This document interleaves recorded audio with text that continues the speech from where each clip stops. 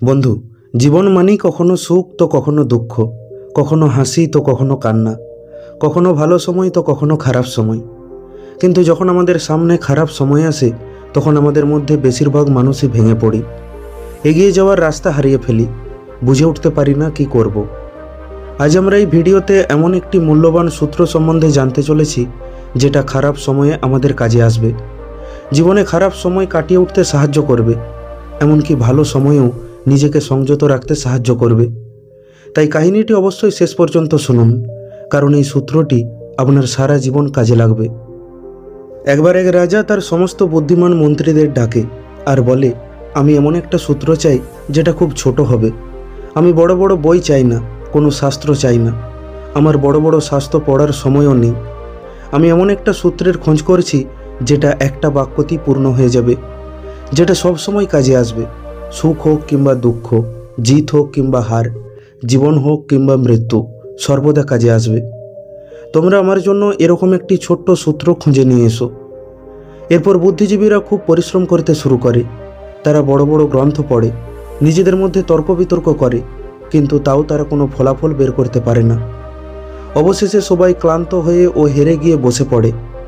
তখন একজন বলে, আমরা তো এত গ্রন্থ পড়লাম, সব বই তন্ন তন্ন করে খুঁজে ফেললাম, জ্ঞানীগুণী মানুষের সাথেও কথা বললাম, কিন্তু তাও কোনো ফলাফল বের করতে পারলাম না। আমাদের চিন্তা এখনও রয়ে গেছে। তাই আমি ভাবছি এখান থেকে একটু দূরে এক বৌদ্ধ মহাত্মা থাকেন। লোকে বলে তিনি নাকি খুব বুদ্ধিমান এবং তিনি আত্মজ্ঞান অর্জন করেছেন। আমরা যদি তার কাছে যাই তাহলে হয়তো আমরা কোনো রাস্তা খুঁজে পাব। তাই তারা সবাই মিলে সেই বৌদ্ধ মহাত্মার কাছে গেল। তারপর তারা বৌদ্ধ মহাত্মাকে রাজার সব কথা খুলে বলল। বৌদ্ধ মহাত্মা বলেন, তোমরা আমায় রাজার কাছে নিয়ে চলো। সেই বৌদ্ধ মহাত্মা তার আঙুলে একটি আংটি পরেছিল। রাজার সামনে গিয়ে বৌদ্ধ মহাত্মা রাজাকে সেই আংটিটি দিয়ে বলল, এই নিন, এই আংটিটি পরে নিন। এই আংটির মধ্যে যে চকচকে পাথরটি রয়েছে তার তলায় এক টুকরো কাগজ আছে, যেটাতে একটি সূত্র লেখা আছে। এই আংটিটি আমার গুরুদেব আমায় দিয়েছিলেন, কিন্তু আমার কোনোদিন এটার প্রয়োজন পড়েনি, তাই আমি এটা কখনো খুলে দেখিনি।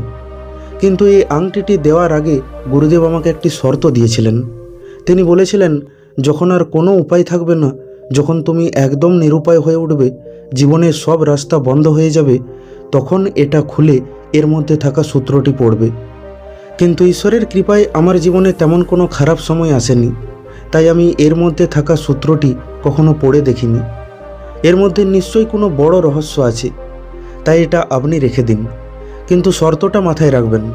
আপনি আমাকে কথা দিন, যখন আপনার কাছে কোনো উপায় থাকবে না, যখন আপনি নিরুপায় হয়ে উঠবেন, কেবল তখনই আপনি এই সূত্রটি পড়বেন। নচেত এটি পড়ার চেষ্টা করবেন না, কারণ এই সূত্রটি খুবই মূল্যবান। যদি আপনি এটা সাধারণ সময় পড়ে ফেলেন তাহলে এটা অর্থহীন হয়ে পড়বে। তারপর রাজা সেই বৌদ্ধ সন্ন্যাসীকে কথা দিয়ে আংটিটি নিজের আঙুলে পরে নিলেন। এরপর দেখতে দেখতে বেশ কয়েক বছর পেরিয়ে গেল। এর মাঝে কয়েকবার রাজা ভাবে এর মধ্যে কি আছে দেখি, কিন্তু পরক্ষণেই সে ভাবে যদি সব কিছু নষ্ট হয়ে যায়। তাই রাজা আর আংটিটির পাথর সরিয়ে সূত্রটি পড়ার চেষ্টা করেনি। কয়েক বছর পর এক ভয়ানক যুদ্ধ শুরু হয়, আর তাতে সেই রাজা হেরে যায় এবং তার শত্রুরা জিতে যায়। তারা রাজার সেই রাজ্য ছিনিয়ে নেয়। রাজা নিজের প্রাণ বাঁচাতে একটি ঘোড়ার পিঠে চড়ে কোনো রকমে সেখান থেকে পালিয়ে যায়। রাজ্য গেল, সঙ্গী সাথী পরিবার পরিজন সব হারিয়ে গেল। কেবল কিছু সৈনিক আর তার 2-4 জন দেহরক্ষক তার সাথে ছিল। তারাও ধীরে ধীরে চলে গেল, কারণ এখন না সে রাজা ছিল আর না তার সম্পত্তি ছিল। তাই তারা কাকে রক্ষা করত? সেই জন্য তারাও একে একে তাকে ছেড়ে চলে গেল। এদিকে শত্রুরা রাজার পিছনে ধাওয়া করতে লাগলো। রাজা জঙ্গলের ভিতরে ভিতরে পালাতে লাগলো, আর তার পিছনে অসংখ্য ঘোড়ার পায়ের শব্দ তাকে ধাওয়া করতে লাগলো। রাজা নিজের প্রাণ বাঁচাতে তার ঘোড়াকে আরও জোরে জোরে ছুটাতে লাগলো। হঠাৎ রাজা দেখে সামনের রাস্তা শেষ, সামনে গভীর খাদ আর তার পিছনে শত্রু। কিছুক্ষণের জন্য রাজা স্তম্ভিত হয়ে দাঁড়িয়ে পড়ল আর ভাবতে লাগলো এখন কি করা যায়। তারপর বেশ কিছুক্ষণ পেরিয়ে গেল, কিন্তু এখন আর কোনো ঘোড়ার পায়ের শব্দ শোনা গেল না। রাজা বুঝতে পারল শত্রুরা মনে হয় ভুল করে অন্য রাস্তায় চলে গেছে। ঘন জঙ্গলের রাস্তায় তারা হয়তো বুঝতে পারেনি যে রাজা কোন দিকে গেছে। সৌভাগ্যবশত এইবার রাজা বেঁচে গেল। তারপর রাজা মনে মনে ভাবতে লাগলো, আমার তো সব চলে গেল, রাজ সিংহাসন, রাজত্ব সব কিছু তো তারা ছিনিয়ে নিল। এখন আমি একদম নিঃস্ব হয়ে উঠেছি। এখন আমার কাছে আর কোনো উপায় নেই। আমি সম্পূর্ণরূপে নিরুপায় হয়ে উঠেছি। একদিন আমার হাতে সব কিছু ছিল, কিন্তু আজ আমার হাত একদম খালি। তখনই হঠাৎ রাজার নজর সেই আংটির উপর পড়ল।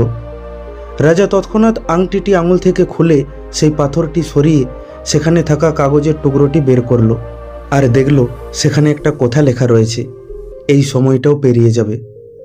সূত্রটি পড়তেই রাজার মুখে একটা হালকা হাসি এলো।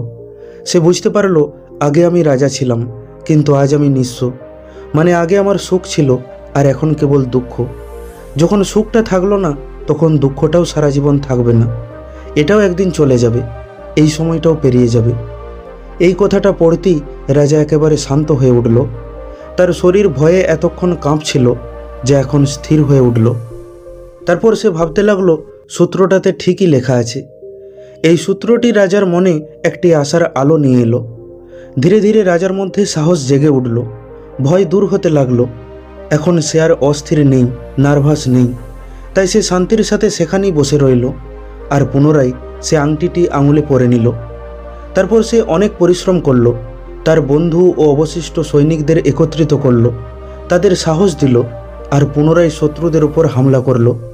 আর এইবার সে জিতে গেল। তাই সে পুনরায় তার নিজের সিংহাসনে বসল। সিংহাসনে বসে বসে রাজা নিজের উপর গর্ব অনুভব করতে লাগলো। সে ভাবতে লাগলো, আমি সেই রাজা যে নিজের সিংহাসন পুনরায় উদ্ধার করেছি। গর্বে তার বুক ভরে উঠছিল। সে ভাবছিল, নিজের বুদ্ধির জোরে আবার আমি সব কিছু ফিরে পেয়েছি। আমি বিজয়ী, আমি সাহসী। রাজা এখন জিতার খুশিতে মত্ত হয়ে উঠেছিল। তখন হঠাৎ সেই আংটির পাথর থেকে রশ্মি বেরিয়ে তার চোখের উপর পড়ল। তখনই তার সেই আংটির কথা মনে পড়ল। সে আবার আংটির থেকে পাথর সরিয়ে কাগজটি বের করল, আর সেই সূত্রটি পড়ল। যেই না সে সেই সূত্রটি পড়ল, অমনি তার সমস্ত আনন্দ, সমস্ত খুশি, বিজয়ের উল্লাস, জিতার অহংকার নিমেষের মধ্যে উধাও হয়ে গেল। আর সে পুনরায় শান্ত ও চুপচাপ হয়ে গেল। সবাই তখন জিজ্ঞাসা করল, কি ব্যাপার মহারাজ, আপনি এইমাত্র এত আনন্দে ছিলেন, খুশিতে ছিলেন, আবার এখন আপনি একদম চুপচাপ হয়ে গেলেন, আপনার মুখের হাসিও উধাও হয়ে গেল, কি ব্যাপার? তখন রাজা বলে, এই সময়টাও পেরিয়ে যাবে। বন্ধু, যখন কোনো কিছুই স্থায়ী নয়, তখন এই সংসারে না দুঃখী হওয়ার কোনো কারণ আছে, না সুখী হওয়ার। তোমার কাছে এখন যেই সময়টাই থাকুক না কেন, সেটা পেরিয়ে যাবে, তাতে সেটা ভালো সময় হোক কিংবা খারাপ সময়। আমরা যদি এই সূত্রটিকে ভালোভাবে বোঝার চেষ্টা করি, তাহলে আমরা বুঝতে পারবো কোনো কিছু নিয়ে আমাদের অহংকার করার কিছু নেই। কারণ আজ তোমার ভালো সময় থাকলেও সেটাও একদিন পেরিয়ে যাবে। ঠিক তেমনি এখন তোমার খারাপ সময় হলেও চিন্তা করার কিছু নেই, কারণ এই সময়টাও একদিন পেরিয়ে যাবে। এই যৌবন, এই রূপ, এই টাকার অহংকার সব নষ্ট হয়ে যাবে। তাই চেষ্টা করবে জীবনে সফলতা বা ব্যর্থতা, সুখ কিংবা দুঃখ, কোনো কিছুর সাথেই নিজেকে খুব বেশি জড়িয়ে না ফেলার, না হলে দুঃখ আরও বাড়বে। যতটা পারো নিজেকে এইসবের থেকে দূরে সরিয়ে রাখো। সর্বদা মনে রাখবে, শেষটা মৃত্যুতেই এসে পৌঁছাবে। তাই ভালো সময়ে অহংকার করো না, আর খারাপ সময়ে ভেঙে পড়ো না। কেবল একটু ধৈর্য ধরে অপেক্ষা করো, কারণ এই সময়টাও একদিন পেরিয়ে যাবে। বন্ধু, আশা করি ভিডিওটি থেকে আপনি কিছু শিখতে পারলেন। ভিডিওটি কেমন লাগলো কমেন্ট করে অবশ্যই জানান। ভালো লাগলে লাইক করে দিন, আর আপনজনের সাথে শেয়ার করে নিন। প্রতিনিয়ত এই রকম শিক্ষামূলক ভিডিও পেতে এখনই আমাদের ইউটিউব চ্যানেলটিকে সাবস্ক্রাইব করে নিন। খুব তাড়াতাড়ি ফিরে আসব অন্য একটি শিক্ষামূলক ভিডিও নিয়ে। ভালো থাকবেন। ধন্যবাদ।